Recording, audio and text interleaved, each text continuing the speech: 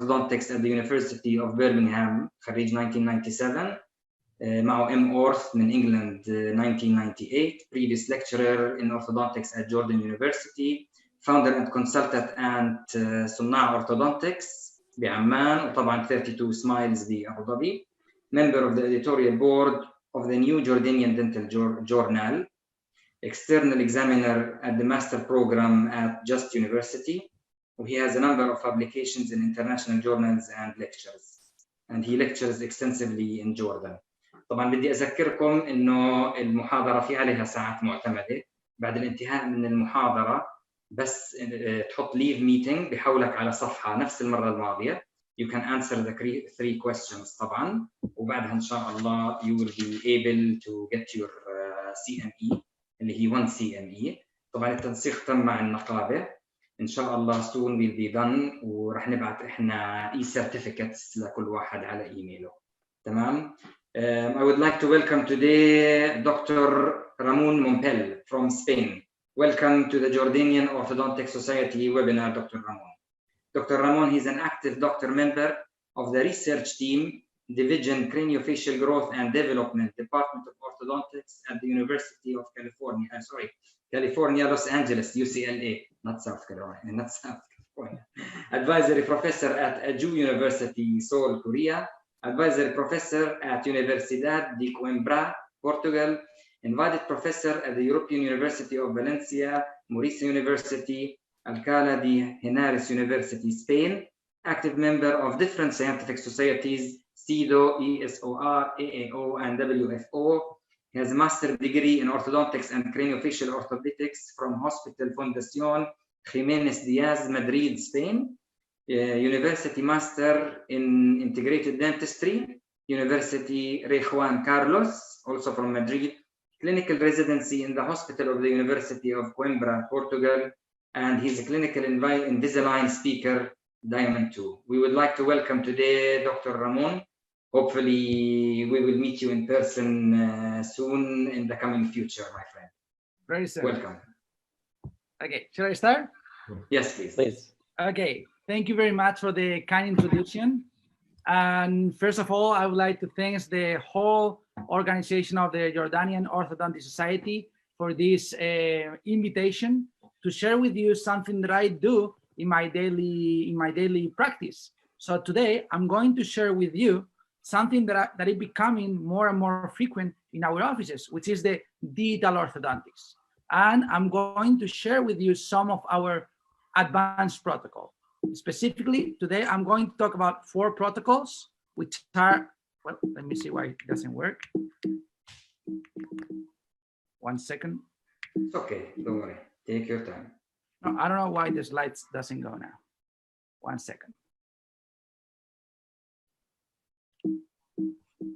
Oh. Sorry for that. No problem. If you can shift to the keynote itself. Yeah, I'm trying to do escape, but it doesn't work. Okay. Are you on a Mac or PC? I'm on a Mac. On a Mac. Okay. Can you remove the windows away? Okay, it's working. If I hit the table, it works. So I'll do that. Don't worry. I found a way. So let's move. Sorry for that. No problem. Go ahead.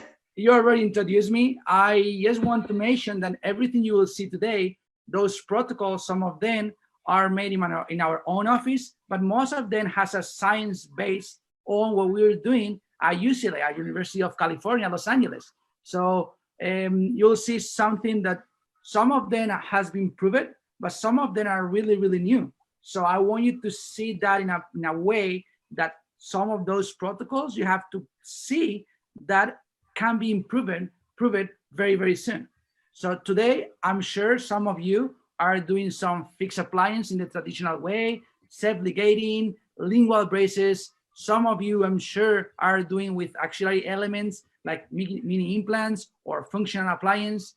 And some of you are already using aligners in the way that we are using, because you'll see that in my office, I'm 199% an aligner guy. I like to use aligners because I think it gives us a powerful tool to control all our movements, okay? So today, the 4 protocols that I'm going to share with you is an advanced protocol, MARPI plus Invisalign. Although I'm using, and you'll see that I will talk about a specific MARPI and a specific aligner like Invisalign, you can do those protocols using any kind of MARPI and any kind of aligners. I don't have any agreement, not with MSC company, not with Invisalign. I want to make that clear from the very beginning, okay? But I want to share what I do in my office. So I will talk about the brands that I use. I'll talk about auto-transplantation and Invisalign, how we do and how we implement those digital protocols. We're going to move to talk about mini implants plus Invisalign, some protocols that we also do using the digital way, and we move at the end to talk about airway and fluid dynamics, how we improve, how can we incorporate these digital tools in our daily treatments. So let's start with the very first point, MARPI plus Invisalign. So MARPI plus Invisalign is a protocol that we are doing already for 3 years now. And I'm sure you can achieve those kind of treatments. You'll see here some expansion, and here you'll see there's a lot of expansion. However, there's one of them that hasn't been done with the MSC, with a MARPI. If you see closely, the 4th picture in the first row, starting from the left, it has a Hyrax conventional expander. It's not a MARPI. It doesn't use it doesn't use 4 mini implants, as you'll see. And I want you to see these pictures because I will talk about this specific case right now in a few slides. So today I don't have time to talk about what's happening after the expansion and how I implement the aligners into my treatment. But of course, after the expansion, it comes an aligner treatment, also doing in a digital way from the planification to the treatment. But if we're going to talk about a maxillary expansion, we need to become expert in the mid-facial third of the face. Why? Because otherwise we are going to ruin all our expansion. Why? Because most of dentists, most of orthodontics, when we talk about expansion, we only focus on the mid-palatal suture, which is not the most resistant suture when we talk about expansion.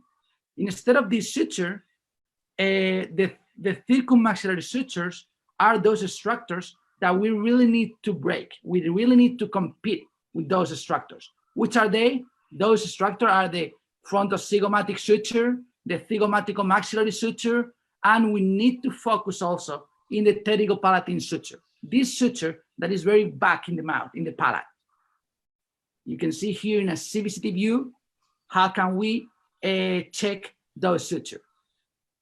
So first thing, we need to see where's the maxilla.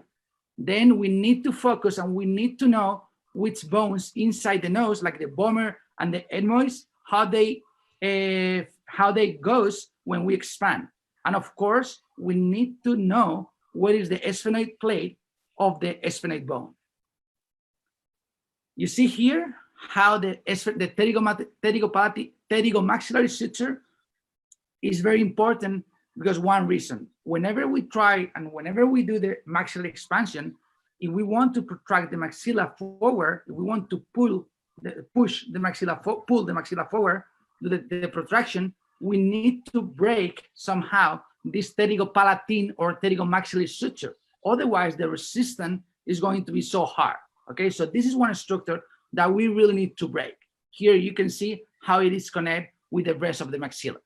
So let's move forward to this very first case. This is a case with rapid palatal expansion. This is the way that I used to do my expansion in the old days. So you see here, I place a Hyrax, and this is the key. So you see this child has a narrow maxilla, has a bilateral crossbite, anterior open bite. So no doubt that we need to expand this case on the base. We don't need dental expansion. We don't need dental alveolar expansion. We need a skeletal expansion. So what we do in those cases? Well, in those cases, what I used to do it in those days where I place my Hyrax expander, I do the expansion, and then I wait for the second phase. So if you check those pictures, if I move forward, and I ask you to see those pictures, if you compare the pre and the post expansion, I'm sure you see this case now and say, well, it's a pretty easy case now. You only need to place some braces and do the second phase, and the treatment will be perfectly done in 18 months. However, if we look close to the face of this kid, after 3 years, the face is still the same. What does that mean? That means that I haven't done anything related to the airway. So I have the tool, and you'll see how with the MARPI, we are able to expand not only the maxilla in the lower connected to the mouth, but also in the upper maxilla where the airway comes. So we need to check the airway in every single treatment, because we are orthodontists and we can treat airway if we do in the right way. Because in this case, it was for me, it was a totally success for ortho, totally failed for medical reasons. So I haven't improved his airway. And why? Because the normal expansion is done in this way. When we talk in a coronal plane, the resistance will be the frontonasal suture. And when we talk in an actual plane, this pterygomaxillary suture that I've been talking about is going to be our main resistance. So we need to focus in those two resistance as well. So let's move to this. If we talk about expansion and we use a regular plate, our expansion is going to be dental. We are not going to get any kind of expansion but dental. If we use a dental support expander, then we are going to be able to have a little alveolar effect, okay, dental alveolar effect. So we decided to go more. Okay, let's place in a Hyrax. If we get a Hyrax, we are going to start having a small skeletal base expansion. Sometimes we are going to get a really parallel split, but some cases we are not going to be able to get this parallel split that I will show you. That's why it comes the idea of a MARPI. The MARPI is the combination of a regular Hyrax, placing 4 mini implants, 2 mini implants, different designs that I want to share with you. You see here, there's some designs. So if we use this kind of designs where it has 2 mini implants in the anterior part of the maxilla, most of the cases, or not most of the cases, but some of the cases, we are going to have not a really good and quality expansion. We can have quantity expansion. Why? Because we are going to have dental alveolar effect, but not always a basal bone effect. That's why I always like to talk about, in this case, the expander that I use. That is the maxillary skeletal expander developed by Dr. Wong Moon, but it's a expander that I want to make clear that it's a good expander because it has 2 points. It uses 4 mini implants and it promotes the bicortical engagement. So any expander that you use that has 4 mini implants and has bicortical engagement and you place in the way that I'm going to show you, I guarantee that the expansion is going to be successful. Maybe it's not successful because of biological reason of the patient. I will show you. So this is the kind of expansion that we want to get. Really, really parallel. And why is this? Look at these images. If we use 2 mini implants in the anterior part, this is what is going to happen. So we are going to place them. We have a first cortical, which is the maxillary cortical bone. We are going to have a second layer, which is the nasal cortical in the maxilla. And then our mini implants are going to place in that position. That's why we are not going to be able to achieve the bicortical engagement. So our successful rate is going to decrease. We can do something. Why don't we use thicker and longer mini implants? We can do it, and maybe we can have this bicortical engagement. That's why we decided to move for 4 mini implants. What happened if we use, like in this case, like in the image on the left, upper left that you are seeing, if we use these mini implants, if they are too short, we are not gonna get that bicortical engagement. That's why we need to use a MARPI that promotes 4 mini implants and bicortical engagement. It's a critical point. That's why I always like to differ and differentiate between MARPI and MSC. MSC has those 2 components of bicortical and 4 mini implants.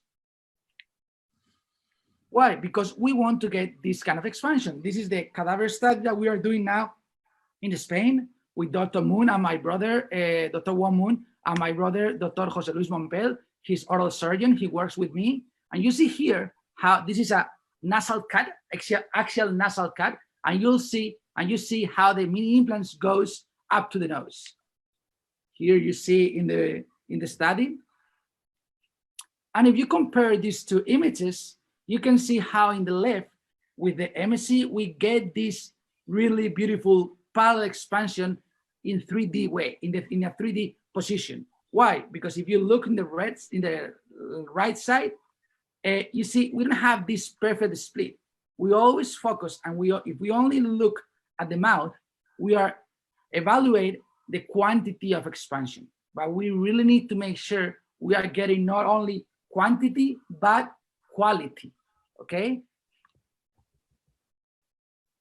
You see here, if we compare and we do the superimposition between the pre and the post, you see how we can get these pterygo plates. These are frontal cut, and the pterygo plates, red before, yellow after. You see how we can split also the back part of the maxilla, which means we are going to be able to protract the maxilla forward. Okay. Again, you can see here how we can check the pterygopalatine suture. You see how we split perfectly well. In the left is the pre and the right is the after. So those are some tools that we can do using, of course, CBCT. If you have more interest in this kind of expansion, you can check in many articles that we have, many people have, so you can check. So this is the idea. The idea is to expand the maxilla, wait 3 months until we get the bone refill the gap, and then we can start closing everything. A cortical engagement, remember, you see here how we can check with the CBCT how we can get this by cortical engagement. So indication, you already know. So only we are going to use MARPI in case of skeletal maxillary incorporations and dolichofacial patients. Why? Because we are going to get really parallel. So the palatine cusp of the upper molars, they are not going to go down. So our mandible is not going to open. That's why we use this kind of MARPI in dolichofacial patients. And again, you see here I place a sleep apnea patient.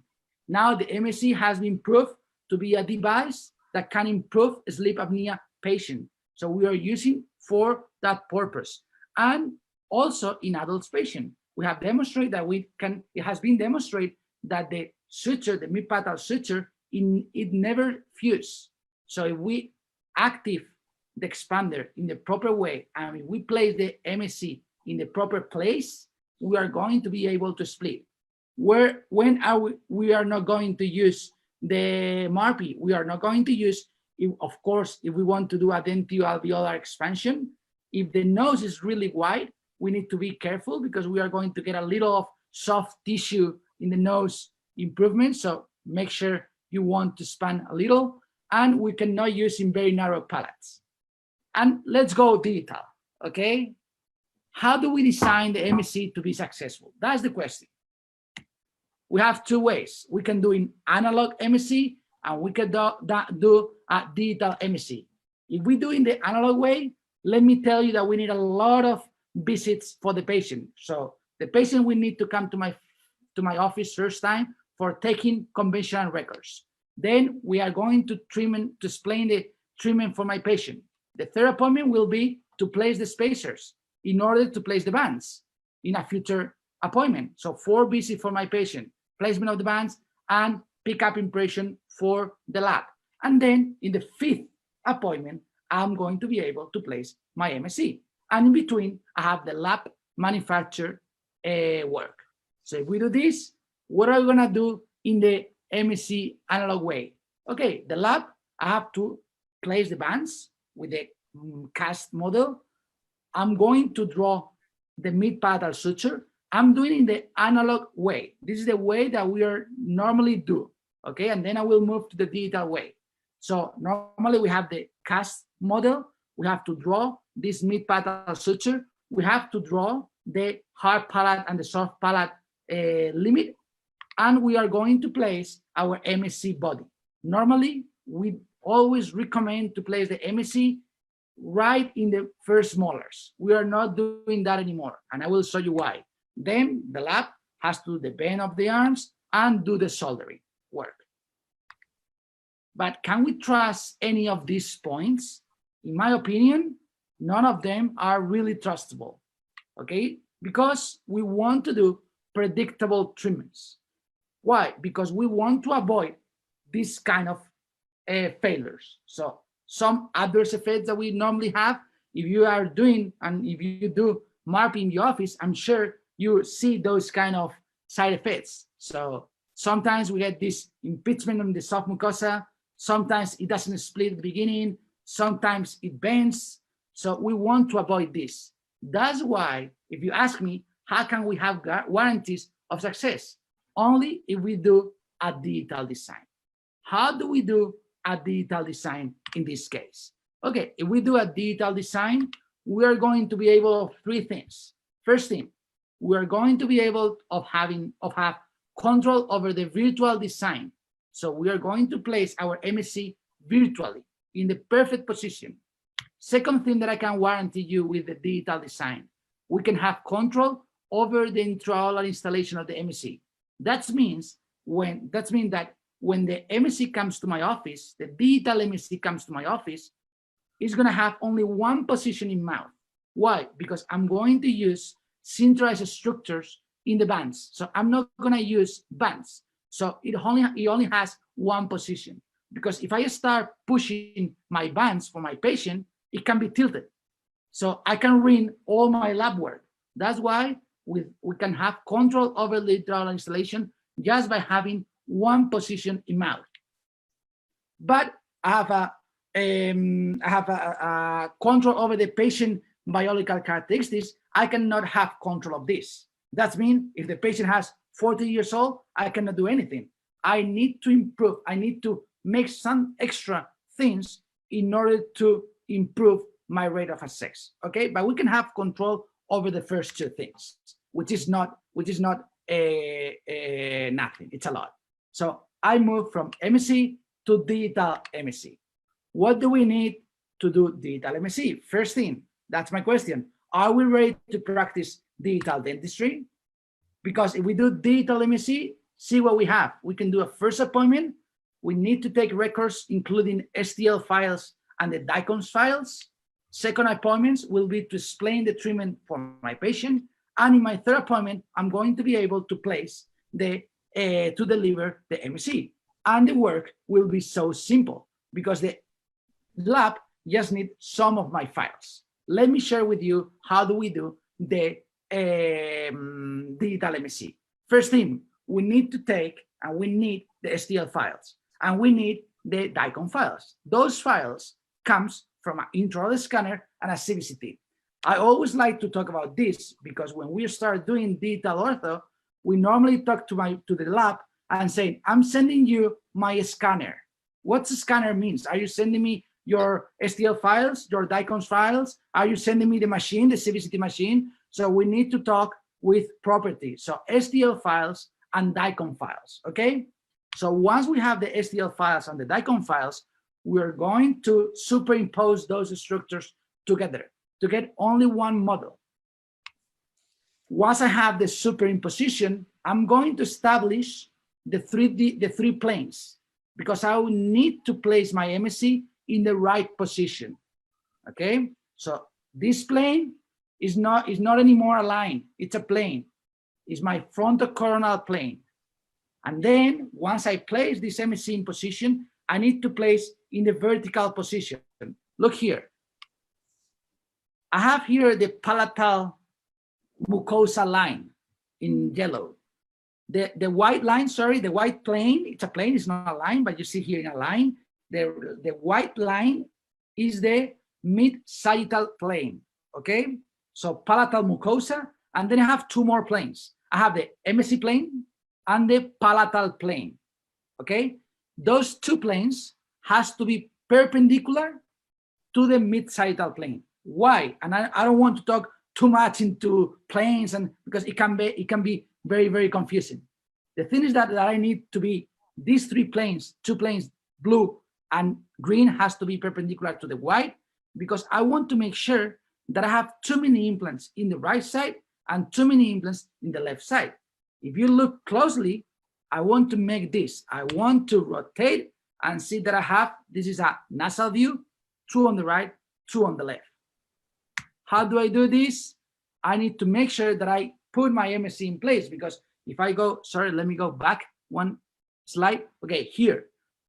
If you see, I have to check where's the MSc touching the maxilla, because normally when we have a model cast, if we put the MSc flush to the palate, my MSc is going to be tilted, right? So my forming implants can be positioned in this way. Instead of being perpendicular, I'm going to be like this. So we need to make sure that my MSc is parallel to the nasal plane, to the palatal plane, and perpendicular to the mid-sagittal plane. Okay, so we want to have this kind of images. Why? Because when I get this, I can see, okay, if I place my MSc in that position and I use 30 millimeters mini implants, I know that I have length enough in the posterior, but in the anterior, I'm a little too short. That's why I need to move and play with my MSc in order to place it in the right position. What I'm going to do, I'm going to play not only with the forward and backward, but also with the inclination of my MSc. If you see here, what I'm doing, I'm putting my posterior part of the MSc, it goes down. Why? Because I want to make bicortical engagement in my anterior. So look how it goes. I don't have anterior bicortical engage, so I go inside and I see that I need a little more. That's why I come here with the red and I change my inclination until I see that I have my bicortical engage. See that I'm having a little of bicortical engagement, and that's why we need to play until we get this bicortical engagement. Finally, we can design our structures. Since they're gonna be sinterized, we can make any kind of hooks. In my case, I like to do 2 hooks, for example, for class 3 patient, because I normally place face masks for patient and also anterior lower mini plates, as you will see in one of my cases. So that's why I have 2 hooks. And I'm sure they are not going to be desoldered because it's only one piece. So I'm not going to be these hooks coming off that makes our life terrible. So this is how the MSc comes from the lab. And as I said, we only have one position in mouth. Today I don't have a lot of time because I will show you in a different lecture in the future. You see in the model, if you look closely, there's a acrylic part that it's between the palate and the MSc. This is the gap that it has between the maxilla and the MSc once I place virtually. So this is something that I will share with you in a future presentation with more time. Here is, you see one piece and it plays in mouth. What happened when we don't have access or adult patient? We do the corticopunctions. Corticopunction, as you see here, is in the cadaver study. We do small holes in order to make mini fractures along the mid-palatal suture, trying to reduce the resistance of the mid-palatal suture. You see this is in the cadaver study, but you always have to use a lot of irrigation.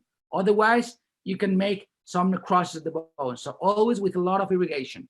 You can do with the MSc in place or without the MSc. If you know from the beginning that your patient has a mature bone and the resistance is going to be really, really hard to split, what I recommend to you is to use some digital guides that we do, because we are going to do this from the very beginning, even before the first MSc. So we're going to get the guide, we're going to place in mouth, and then we can only follow the holes that we did using the CVCT in order to make those holes. Okay, so if you know from the beginning that you will need to split or it's going to be hard, my recommendation is to use the guides and do the cortical functions before the first placement of the MSc. Again, with irrigation. So let me explain this case just really, really fast, just to see and just to show you how really accurate can be the expansions if we do with this protocol. So if we get this patient, you see, let me see if it goes. Okay. So here you see only in 3 weeks, we're going to open. Okay. You see how we open. Of course, then we need to close. But what I want you to see is how parallel the split was. And this is because we used this digital guide. Okay. Here you see how with aligners we have, with aligners we have a really good tool that we can put this in the, we can add, as you see in the last row, we can add this fake tooth to make our patient happy. That's something that is really easy with aligners, and is one of the advantages of using aligners. This is the protocol that I use because I normally I have a protocol that combines everything together, which is the MSc, aligners, anterior lower mini plates. I do everything together in order to save some time for my patient. You see here how we can check and how we can measure how much expansion we need. Again, this is the case where we check our bicortical engagement, and that's it. So you see how parallel we can be if we use digital designs. Then we close the gap, as you see here, and then we can start the protraction. That's why you see there's 2 anterior lower mini plates. I would like to share this case with you in a future presentation with more time, but if you see those mini plates are also placed using digital guides. We have an acrylic, we have a guide, incisal guide that we place in the edge of the lower incisor, just to make the surgeon to make a small cut and place the mini implants to secure the mini plate. So we don't do anything without using guides anymore. Sometimes we place some mini implants, and if we don't have time, we don't place it. But if we can and we have time and we plan everything, we use the digital tools. Okay, talking about mini plates, you can use any mini plates. There's many different ways of doing it. Okay, here you see with the aligners, with the gap closed. Here you see the mini plates. As I said, there's many brands of mini plates. Okay, I like those, which are from a company that for orthodontic surgery, very cheap and very convenient. Okay, just make sure this is placed also with a guide, because it's gonna give you a lot of peace, because when you are playing and when you're positioning mini implants between the lower incisors roots, you need to be sure that you don't touch those roots. Okay, and again, in this case, see how much improvement we get in the with the index apnea hypopnea index. So okay, it goes from 18.5 to 4.0 in just 3 weeks. Just to finish with the MARPI and Invisalign, I want to show you how accurate we can be. We use tools and we use a clinical, like the CleanCheck in Invisalign. We can see how we can move and we can check dental movements and skeletal movement. In blue, dental; in yellow, those are the skeletal movements. So every time, that is a really frequent question when I talk about Invisalign. Every time that we see and we hear virtual jump, that means a skeletal change. Okay, virtual jump means a skeletal change. So any movement that you see in your CleanCheck that moves like in a jump, that's mean a skeletal. So you need to be sure that you are gaining this skeletal change. Otherwise, it's not going to be a successful treatment. This is, as I said, the protocol that we have. It's an active expansion. So it's how we combine the MSc with aligners. Okay. But I want to show you, just to let you know that there's a way of doing this protocol using also aligners. So let's move now to the second advanced protocol, autotransplantation plus aligners. So Something that we are doing now in our office is not to extract teeth that maybe they can be used in a different position in mouth. This is the auto-transplantation, using one tooth of a patient and put in a different position, okay? So here we have this guy. This guy, I'm going to show you how he bites. So his occlusion, sorry, doesn't go. Well, you'll see now, I'm waiting for the slide to go, okay. Oh, okay. You see here, and I want you to see, I want you to focus in the second quadrant. If you go to the second quadrant, you can see there's a mini canine, which is a supernumerary tooth in that position. And if you look closely, you'll see this second upper left premolar in a position of 2.5 that has something strange. So let's go to the CVCT. Okay, if we go to the CVCT, we can now see that we have an impact, upper left impact canine. We have a supernumerary tooth in his position. And then we have a premolar with another premolar, another supernumerary tooth attached, fused to that root, okay? So treatment plan can be many of treatment plans. We can extract the supernumerary canine and protract and do the traction of the canine. We can extract the premolar and do the mesialization of the upper molars in the left. And we can do many kind of treatment, but something that we all want is to make our treatment, and that's my recommendation, as simple as possible. So if we want to make this treatment very, very simple, I'm sure you agree with me that this treatment that I'm going to share with you, it can be one of the simplest one. So we decided to remove that premolar with the other supernumeraries, because we tried to do a different dentist tried to do several times a root canal treatment with unsuccessful results. So we decided to extract. Then we're going to extract the canine, put that canine in the position of the premolar, do our ortho treatment, and then place a crown. Very, very simple. Okay. Of course, we need ortho not only for a small movement, but to establish a nice occlusion. So let's see how we do and how we plan this auto-transplantation in a digital way to secure and to make sure and warranty that our rate of success is high. So here you see how we have this premolar in mouth. First thing, we remove it. So if we remove the premolar, you see how we have this root canal treatment tried. It didn't work. So we made the good decision of extract that tooth. This is a defect that we have before, after the extraction, okay? Huge defect of bone defect. And here is the key.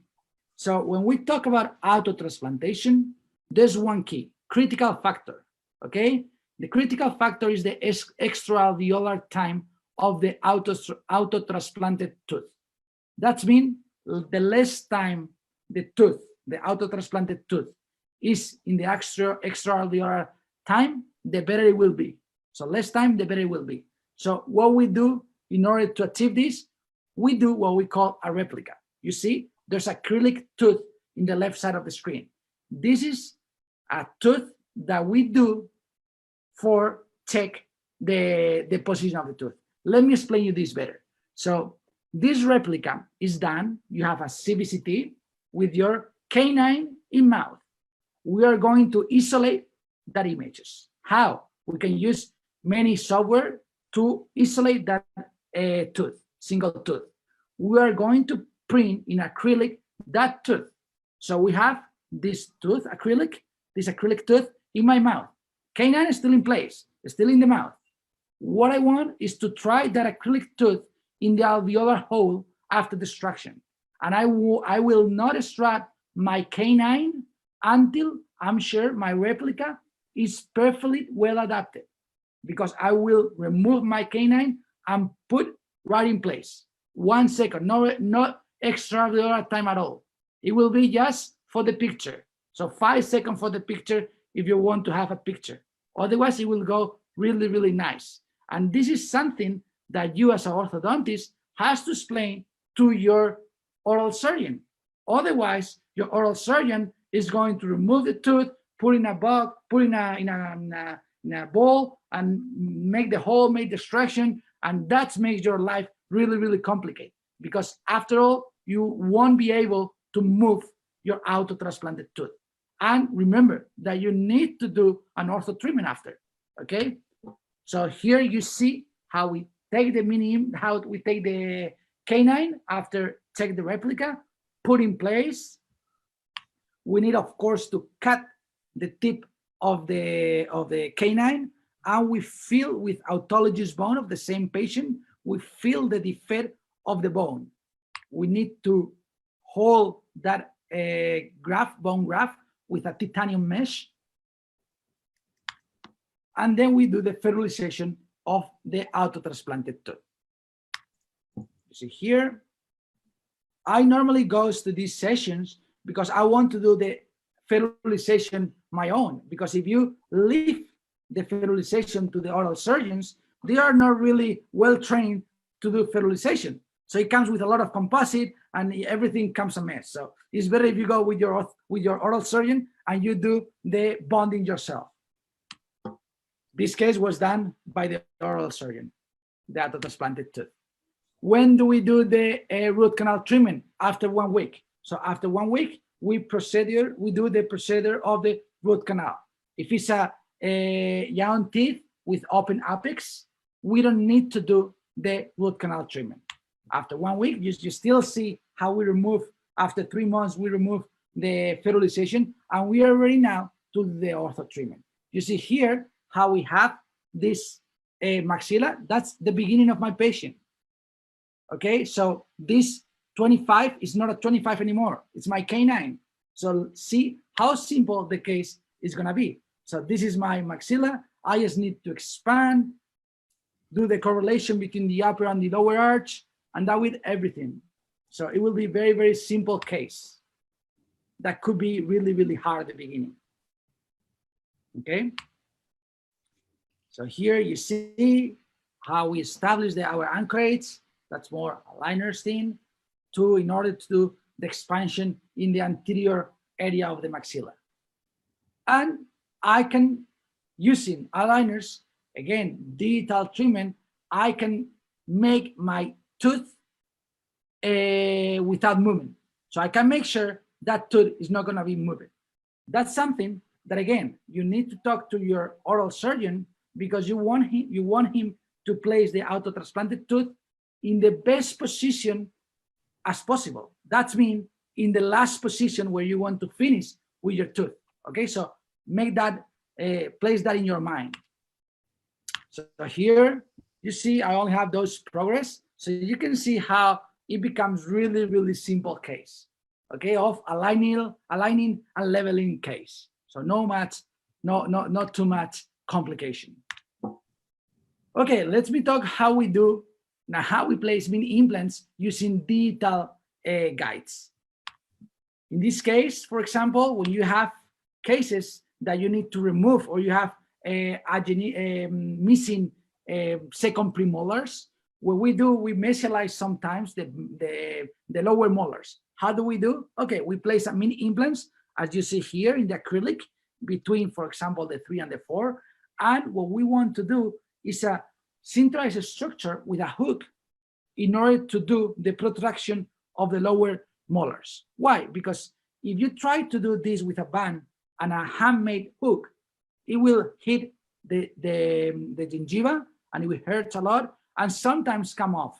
That's why we want to make a single structure, really a hard structure, and we can also make sure that the center of rotation of the molar will go straight to the mini implant, so we can have a really in-mass movement of those molars. We can also make sure that hook doesn't touch the gingiva.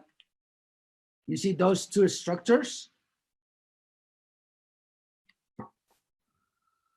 And you can design any kind of hooks you want. You can design with more hook, everything you want. So this is how it comes from the lab. I always like to place a small pad for the 7.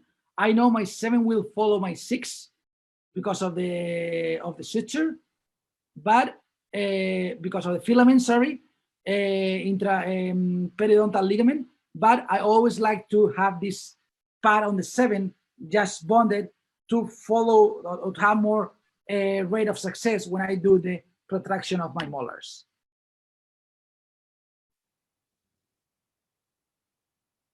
And this structure I'm going to bond on my patient, one of each side. Okay, my computer is thinking, it's getting tired, my computer. So you see here how it comes from the lab with the acrylic. Okay, so I put this on place, I bond to my patient with any, for example, any kind of bond. Okay, and you can make sure your center of rotation will be in the position you establish virtually. Okay, and then the only thing that you have to do is to plan. You do the extraction of the molars. Okay, then you place your centralized structures, as you see here, and then you just need to tell the patient to wear rubber bands, elastics. Why? Because it will give us every day, it has the right force, the right strength in order to mesialize those molars. And of course, we can start the treatment with aligners in the anterior place. Again, digital is here to help us and make our treatments simple, more simple. Okay. See here how we can place the elastics to close those gaps.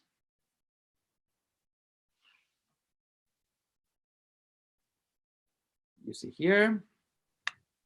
I think I have here the clean check. I'm not sure if I add in this presentation, because again, when we talk about aligners, in this case, we are going to remove in our clean check, we are going to remove of the treatment plan the molars. I don't want to have my molars, the molars you see here. So in my first attempt, I included the molars.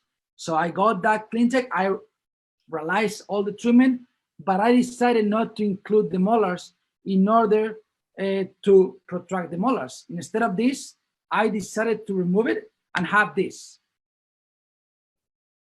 Let me show you. So without molars. So I can plan. Why? Because I don't need aligners in the lower posterior. I will include them at the end to have my root control and everything very, very well done. Okay, but you can remove from the beginning of the treatment. So you will reduce from 77 aligners that I have in my first attempt to 27. So that comes a treatment of 18 months, and it always be dependent on the molar protection. Okay, something really, really important. Talking about mini implants, how do we do the placements of a simple mini implants? For example, here between the 4 and the 3, we can do manually, or we can use a digital guide. How do we do? Here, for example, is an impact canine. You see here how we place the hook, how we place the elastic through the upper aligner with a hole. That's another topic. Okay, but I want you to see how we make those guides. So we are again going to have our CBCT of the mandible. We have our STL file. And the only thing that I need is to place my mini implant virtually. Once I have my mini implants virtually, avoiding the roots, I can make my guide, my virtual guide, according to the system of the mini implants that I use in my office. Okay, so this guide is made for a specific mini implant. Okay, so you always need to share with your lab which kind of brand, you use for them to make a guide with the proper size. Okay, otherwise it will not come your hand drive. It won't come through the guide. Okay, and it's very simple. Anyone can place these mini implants, right? So no more fair to place mini implants. And to finish these 8 last minutes that I have, I want to show you how we do and how we implement these digital tools in the airway. When we talk about airway, normally people show static measurement. So they show you this. This is what? This is a virtual reconstruction of the airway. This is a static measurement. Okay, it doesn't tell me how my patient breathes. It only tells me if my patient has a big airway or a small airway. That's the only information that I have. Okay, again, if I show you this video, I'll show you how this is a frontal view. So we are going to the nostril, okay, and then we are going to face the pharynx. Okay, we are going through the nasal airway, nasal path, and then we are watching the pharynx. You see the epiglottis, this is the pre and this is the post of expansion. Okay, let me show you one more time. So I go through the nose, okay, and if you see here, again, there's something. Okay, it goes. So if you see here, that's a static measurement. Again, I'm not telling you how my patient breathes. And if you want to see, and if you want to check if your patient, it has any improvement in the airway, for example, after expansion, you need to implement some dynamics measurements, okay? That means we need to make sure, and we need to measure how my patient breathes. Subjective measurements. That's why we need to do this fluid dynamics measurement. So here you see a reconstruction of the airway, and we implement some airway through the nose to see how my patient breathes. Okay, this is more complex tools. We also need an engineer to implement those, but we can see where are those resistant in the airway. You see in red, where are those resistant? Also, we can play and we can simulate the vibration of the soft palate, and we can also check here again with this fluid dynamics. So for concluding my presentation today with all of you, I only have two conclusions. So professional experience is very, very important. It's what makes you a really good orthodontist. You need to do a lot of cases. You need to improve day by day. So professional experience will be always the big point that if we work hard, we're all gonna achieve in the future. But if we talk about digital, there's something that I want to share with you, that is training. We can train and we can practice the digital way. We can practice ourselves by doing digital things, not necessarily in a patient. That means we can become really good on digital. We can become really good planners, diagnosis. We can do a really good diagnosis because we can become really good at digital, that and only by training. So we don't need years and years of practice to become really good digital orthodontist. So that's my last slide. If everything was easy, anyone would make it. So I force you, empower you to become digital and work hard every day to make your office better. If anyone has more interest in mini implants, we have this course with Dr. Wamun, and in aligners, I have a course with Dr. Kenji Ojima. It doesn't come, sorry.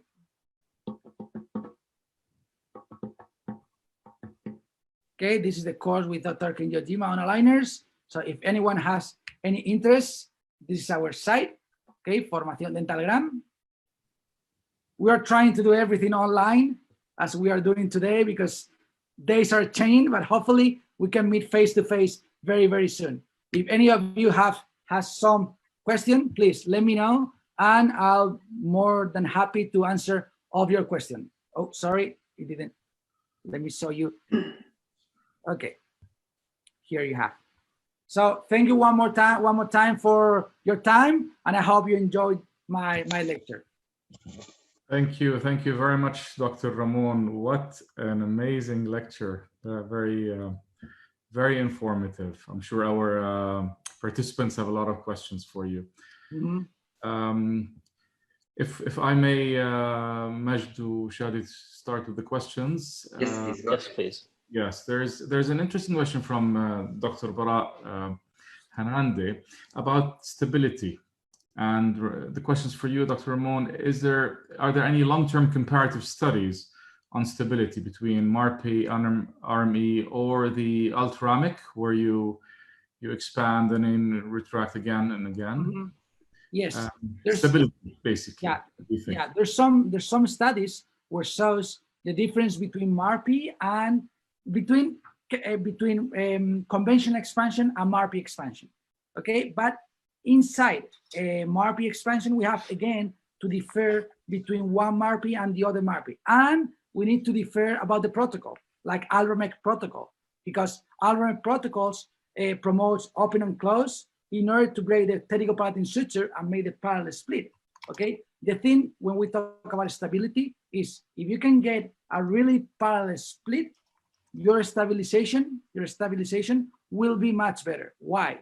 Because if you do expansion like this, okay, your two maxillas will go back. I always, when we talk about stabilization, I always use Dr. Moon example. He always talk about a curtain. So you have a bar with two curtains. If you do conventional expansion, your expansion will be like taking the two curtains will be like this. Whenever you drop, it will go back. Okay, if you do with a Hyrax, it will be like this with the two curtains. You move fast, so the two curtains will be like this, a little, and then it will go back. But if you do expansion with MARPI, it will be the same as cutting the bar and move like this, so no relapse. So if you want to make sure you don't have relapse, you need to establish a really well occlusion. So your occlusion will define your stabilization. Excellent. I hope Dr. Hanandi, that answers your question. We're still receiving more questions. And in the meantime, Dr. Ramon, I love the idea of the cast band that you used for protracting molars. I have a little suggestion for you. If we can go back to the slide. Yeah, I can go back. If you can, just for the benefit of everybody. Yeah, I like every input you can make me. No, it's a great idea because for me personally, it's always been difficult with these, and this is a lovely way out. This one, for example? Yeah, there's the one clinically that you've shown, but that's fine. Basically, the question is, you've overcome tipping by placing the protraction force at as close as possible to the center of rotation. That's great. But the molar will rotate. So wouldn't it be nice if you had another casted hook on the inside, on the palatal side, so that you can alternate between buccal palatal as that molar comes in, therefore controlling the tooth in that dimension as well? Yeah, that's a great question and a great suggestion. The thing that I'm not using it is because I assume that I will have some rotation itself, but I will improve, I will control that with my aligner at the end of the treatment.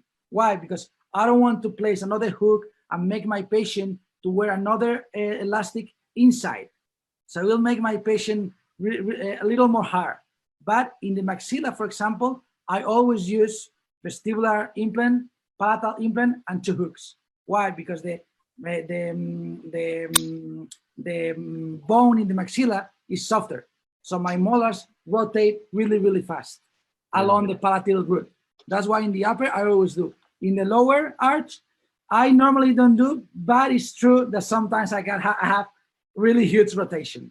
So great suggestion. Thank you. There's a question from Abdullah Al-Huli. What is your expansion protocol? And there's a follow-up question, like activation per day. And I'm assuming, Dr. Abdullah, you mean the MSc. So my activation protocol, it really depends on the patient. That would be the question. That would be the answer. But to give you a better answer, more specific, I always do minimum 1 millimeter per day. So I don't like to talk about turns because it really depends on the expander you use, because some of them 4 turns means 1 millimeter. In the MSc2, for example, 6 turns, it means 1 millimeter. So I always like to talk about millimeters. So 1 millimeter minimum per day. Once you get the expansion and you have clinical, you can make sure that you have a split, then you can reduce your protocol as minimum as you want. So you can do 1 turn per day if you want. So since it's a rapid palatal expansion, you need to go minimum 1 millimeter, especially if you are in adult patient. If I always do a 1 week appointment after I place the MSc, after 1 week, my patient comes to my office.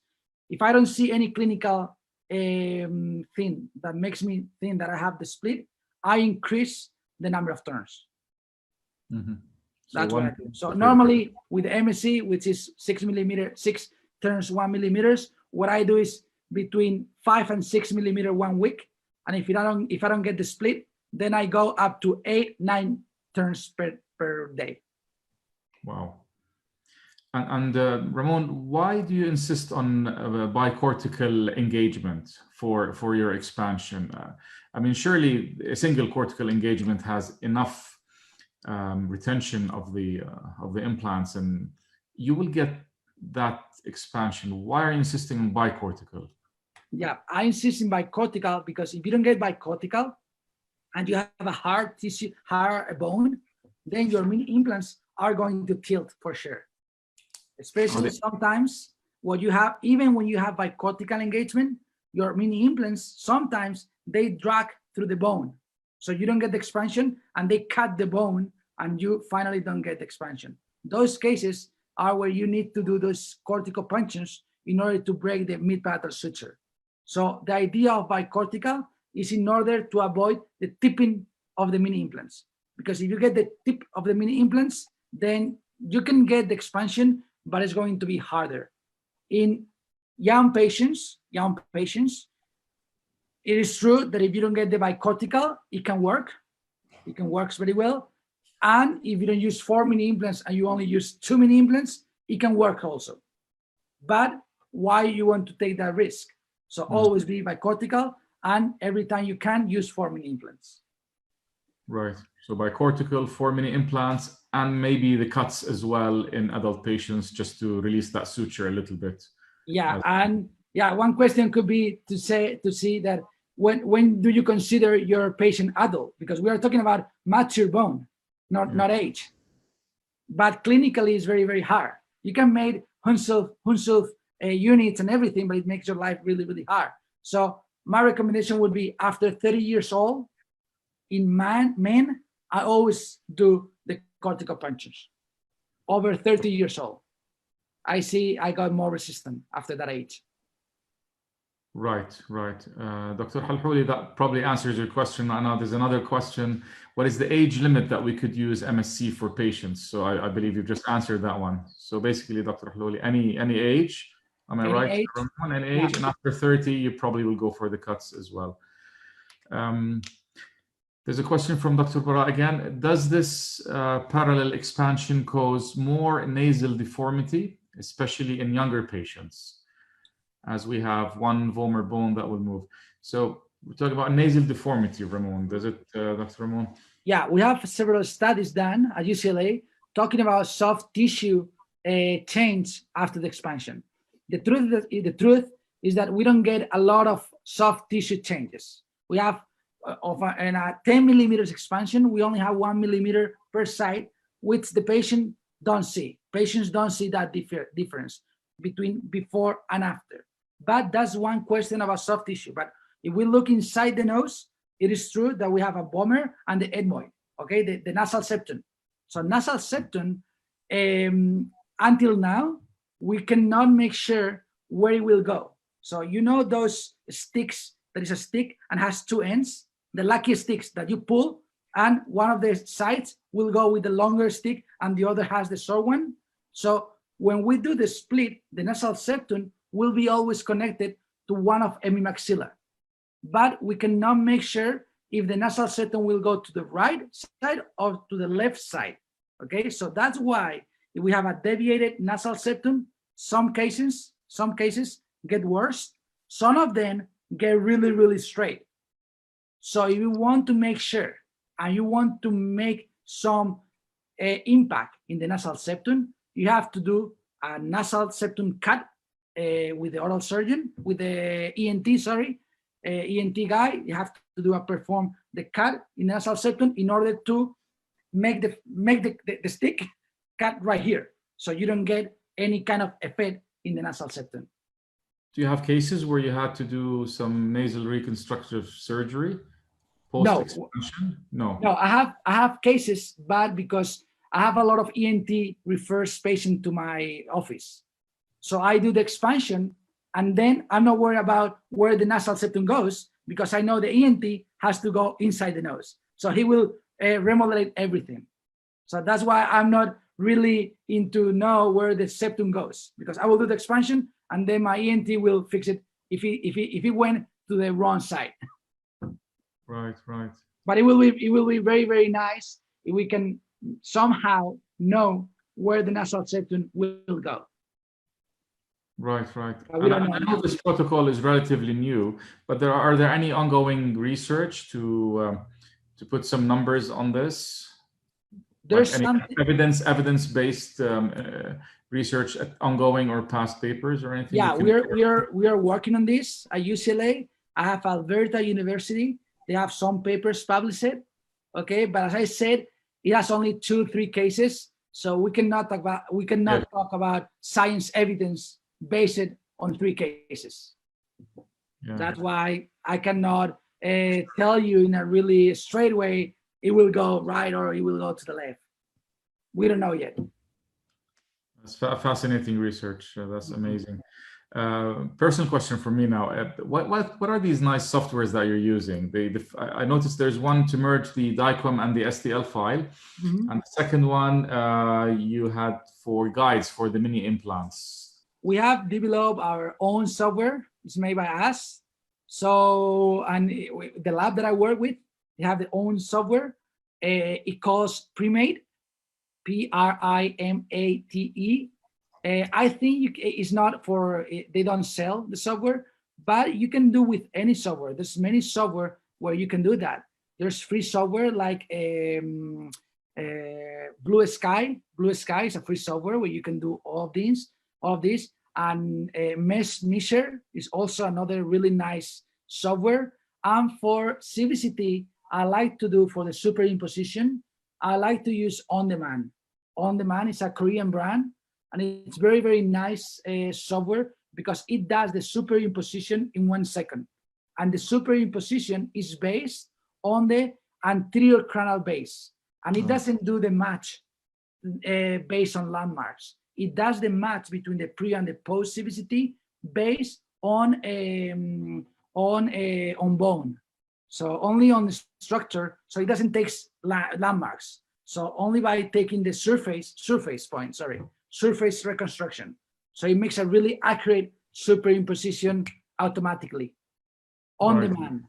On demand and Max Measure. The one that produces the templates for TADS is the Primate one. Is the private one, but you can do with Mesh Measure and Blue Sky.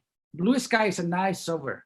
It's a free access. You can download and you can do everything. Yes. Although it's a little complex because you have to spend time using it, but it has every single tool.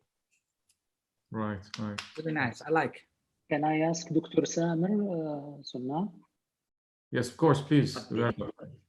Actually, I have a comment and I have some questions because I am using Marpi for a long time. The first comment about the anterior mini screws in the palate. In the diagram, you show us that it is maybe impossible to get bicortical anchorage from the anterior mini screws. And actually, in the diagram, you put the direction of the mini screws is tilted anteriorly toward the roots of the incisors. And I think just simply by changing the angulation of the insertion, you can get easily the bicortical anchorage. And actually, we are not doing it in this way because simply you will hit the roots of the lateral incisors if you angulate it toward the roots, especially if the laterals are already proclined. So you will not have enough space. So it's better to make it actually perpendicular to the palatal plane, not to the bone.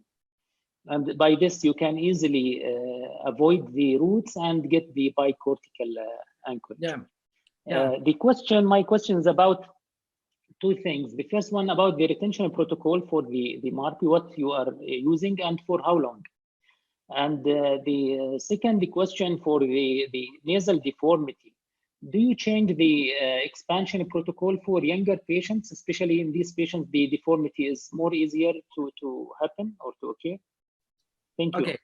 Okay, so thank you for the question. Yeah, it is true that if you do and you insert the mini implants perpendicular to the palatal plane, although you use only anterior, you can get the bicortical. That's why if I'm doing the MSc in a young patient, I'm talking about 9, 10 years old, I only place the 2 anteriors and they are bicortical because they are perpendicular, okay? So talking about stability of MARPI, since we always try to get this parallel split, as I said, my occlusion. So stabilization, getting a nice and tight occlusion is what makes my retention really, really well. So I don't do anything special about retention. I keep the expander minimum 3 months after the expansion, of course. And if I can leave the expander, the body of the MARPI during the whole treatment, I leave it the whole treatment. I never know when I'm going to need 4 mini implants in the palate. So I leave it there for the whole treatment, but minimum 3 months, okay? And the last question was talking about the nasal deformity. So if we talk about nasal deformity, when it comes to really young patient, it is true that I sometimes go 1 millimeter. It depends on the size of my patient, other factors. But I use the same protocol, 1 millimeter per expansion per day, and I don't change. I only change the protocol if I'm a cleft palate patient. If I'm with a cleft palate patient, in those cases, I really need to make sure that I'm doing exactly the number of turns, because I really need to make sure we are getting the parallel speed, but we cannot go too fast, because if we go too fast, the connection between the palate and the nasal, the fistula, it will be too big.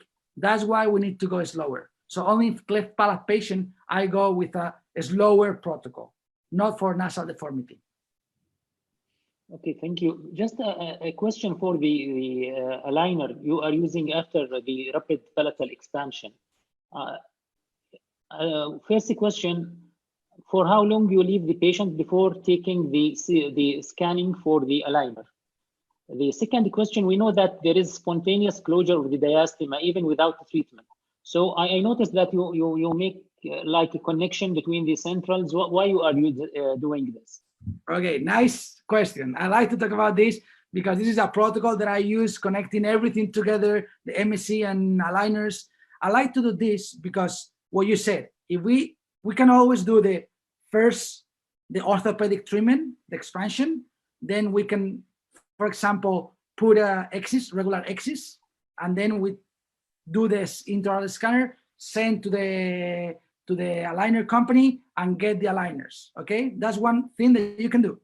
But I don't do that because what I want to do, I want to take as many advantages as I can do while I'm doing the expansion. So if you do the expansion, you are going to get this spontaneous closely. This spontaneous close may tip my teeth in a way that I don't want. So if I do the expansion and I have my aligner, because during the expansion, I have an aligner that I cut in the middle and have one side with aligner and the other side with aligner, no movement. So these two segments of the aligners are holding my denture. So no dental effects. Okay, so I'm holding my denture. Second advantage of doing this, I'm going to be able to close my diastema right away because I want to maintain my interincisal papilla. Because if I don't close the diastema right immediately, I will get a really flat papilla and it will have a really aesthetic problem at the end. So that's why I can place again with my aligner. I will have an aligner ready after the expansion to close immediately the diastema, and I'm able to place the acrylic tooth. It is true that you need to plan, digitally plan perfectly well how much expansion you want. Because if you plan 10 millimeter expansion and you get 11 millimeter expansion, then you don't have any aligner that will fit in the mouth. So you have to exit, rescan your patient, and start over again. But if you get 10 millimeter expansion or less, you can always go for an aligner to start closing the gap. That's what I like, the combined protocol. So hopefully I can share with you the full protocol, which take me hour and a half minimum. Yeah. But there is a problem, because the expansion you are doing in the hierarchs is not related to the exactly to the teeth. Yeah, so you have to do another scan. Yeah, that's why I always, every time that I have to do the expansion, every time that I close, of course I need to rescan my patient, but I want to rescan my patient as last as possible, as far as possible. So it is true that it doesn't be related. So if I get 10 millimeter expansion of my hierarchs, I don't get 10 millimeter expansion of my diastema, right? That's why when I plan my case with Invisalign, what I do, I only talk about diastema. I plan the case like a surgical case. When I talk to the aligner company, I talk how many millimeters of diastema I want. I don't even tell them that I'm going to place a MRP. They don't have to know that. They don't care about that. So I only plan the diastema that I need. That's why sometimes I cannot be accurate, because I do the MRP and I clinically decide when I have to stop. Eventually it will be the same as in my digital plan. But if it's not the same, I'm forced to rescan my patient. Okay? That's why you need to make sure how many expansion you will get and how much the diastema will be in order to get a minimum, an aligner that fit in mouth. If it's less than the amount you get, it will fit. If it's more expansion, then you don't have any aligner that fit. Thank you. Thank you very much. Dr. Ramon, we have two speakers that would like to take the floor. Dr. Riyad Battihi and Dr. Ghassan Jabri, JOS, if you'd like to unmute them, please, so they can ask you the questions directly, if you don't mind. Okay. So should I have to mute myself or what? No, you just stay where you are. Okay. Dr. Riyad Battihi, can you hear us? Yes, thank you. The floor is yours, Doc. Dr. Ramon, thank you for your lectures. First of all, I want to ask two questions. First one, if we do SME, skeletal maxillary expansion, sometimes we have a difficulty in expansion because of pterygoid plate connected to the maxilla. And that's why a surgeon try to do some cut in the posterior part to advance the maxilla. So there's sometimes we have difficulty even with the bicortical tab expansion, that we find some difficulty to expand. And what we have expansion, not exactly skeletally, just tilting of the bone. The suture doesn't open. Okay. The first question. The second question is that sometimes when you do surgical expansion or assisted surgical expansion or MRB, we have problem side effects. One of them is that blurred vision. Sometimes have pain or blurred vision. Sometimes it's temporary, but the patient are worried about this. Because when you do expansion like this skeletally, sometimes effect of the frontonasal suture and the orbit area. Thank you. Okay. Yeah. Thank you for the questions. So we need to make sure that whenever we talk about MRP for our patients, we are trying to avoid a surgical procedure. So we cannot guarantee them the expansion. Okay, so we are going to do the MRP because we want to avoid the SARP. Okay, actually, if I do a SARP, sometimes I still doing my SARP when my MSc doesn't work. I have to go for SARP.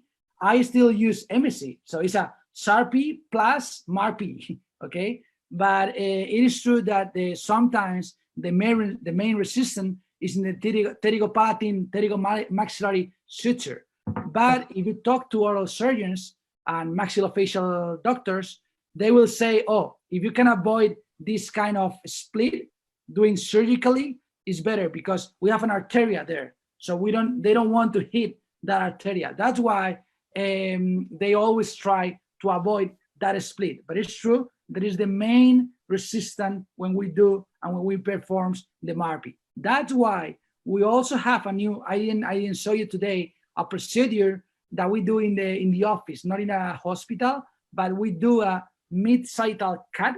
We do with a piezo surgery, which doesn't cut soft tissue.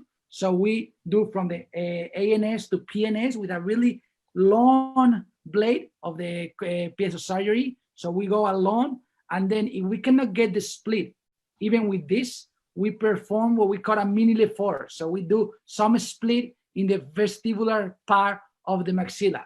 However, if we do the mini lefort, we have a really we have a problem that those cuts will expand only the maxilla.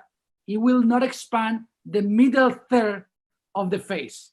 That means we are not going to have airway impact because my lefort are making my maxilla expand, but not my second and my third part of the maxilla expand.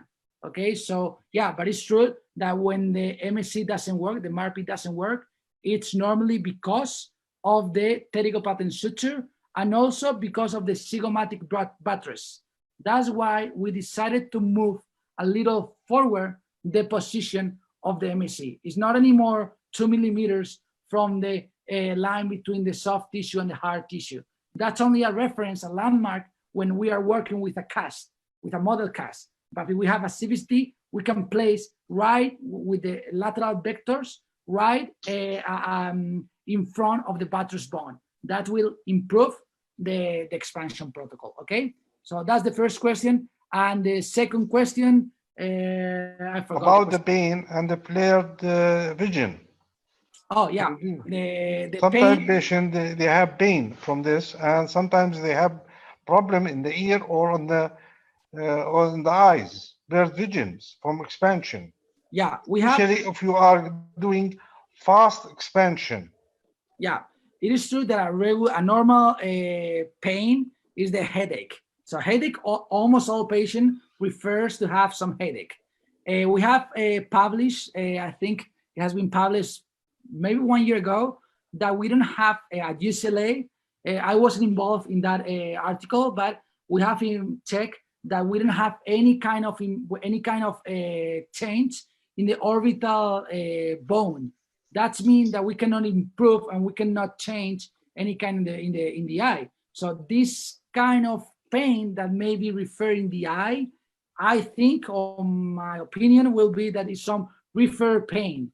So you have pain in your headache, and you refer that you have a eye headache, eye ache pain.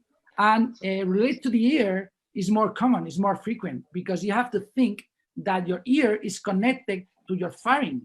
So when you expand your maxilla, you are going to get more airway, airflow.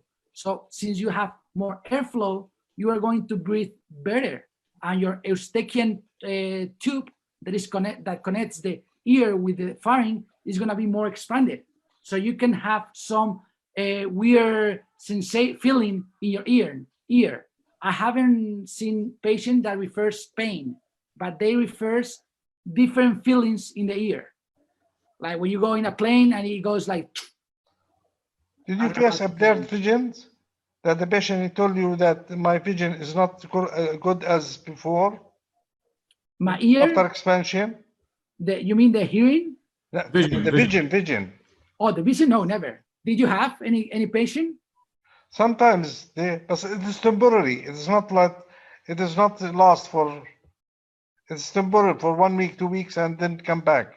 Well, that's really interesting, but could be. If you do fast, quick expansion, that you open all the sutures, front to nasal suture, all the suture in the anterior part, in the middle part of the face, sometimes the patient see pain, headache, and ear problems and visions. It depends on the patient itself.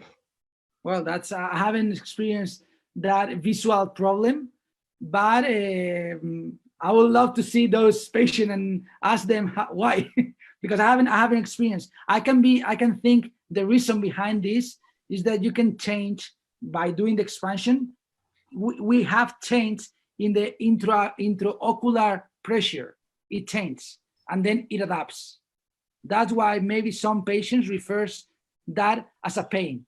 I'm not sure. I don't have the answer. The last question about we change the bone. Always when we do expansion, we change the bone, we change everything. But we don't change the soft tissue envelope.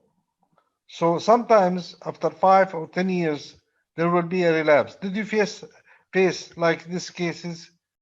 Relapse after 5, 10 cases?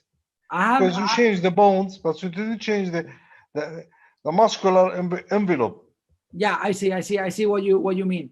Yeah, at UCLA we have many patients, and they've been done the expansion more than 20 years ago, and it is true that the muscles can have some relapse. So once you do the expansion, you need to wait and you need to see how your patient adapts to this new environment of your mouth, because it is true that you don't change the envelope.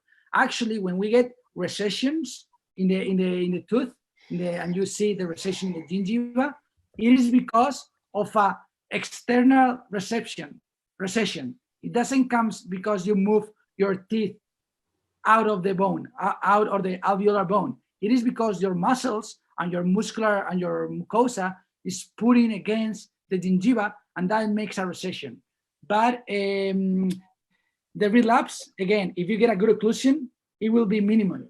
So I cannot be, I agree with you that you can get a relapse, but if you have a nice occlusion, it will be really, really minimum. I mean, at least what I see is that we don't get that relapse that we get immediately after a regular expansion. Thank you. Thank you very much, Dr. Riyad. Thank you very much, Dr. Ramon. That was very informative. What a lovely lecture. Beautifully presented. I love the photography skills as well. Presentation. Yeah, I'm sorry because today I wanted to show you what we are doing, so I didn't have to. I cut a lot of slides for my cases, so I just want to show you what we are doing. So hopefully I can join you in the future and show you all those cases. It'll be our pleasure. Dr. Majd, the floor is yours. Thank you. Thank you very much, Dr. Ramon. It's our pleasure. It was a very nice lecture. We look forward. We're going to be a bit greedy. Maybe before the end of the year, we have another lecture from you. Perfect. Hopefully. Dear colleagues, I would like to thank our guest panelist today, Dr. Samir Sunnah, for attending with us this beautiful meeting. Thank you, Dr. Samir. And I would like also to thank Dr. Ramon Mompel for his great effort and beautiful lecture that we're having today. Hopefully, we will have him soon next year in our Congress. Yes. We are very happy to have you. When we arrange the exact dates, we'll contact you, my friend. Thank you very much again. And thank you all for attending. Please don't forget when you leave the meeting, just to answer the questions for the CME.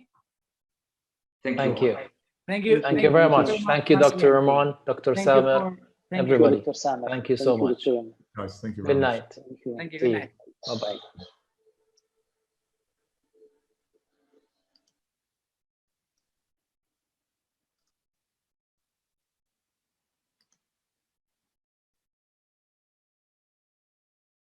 Okay, ending the meeting now. Thank you. Thank you. Bye-bye. Take Good care. night. Bye-bye. Thank you very much for the invitation. It was a pleasure, really. Thank you so much. Bye-bye. Stay safe. You too. Bye.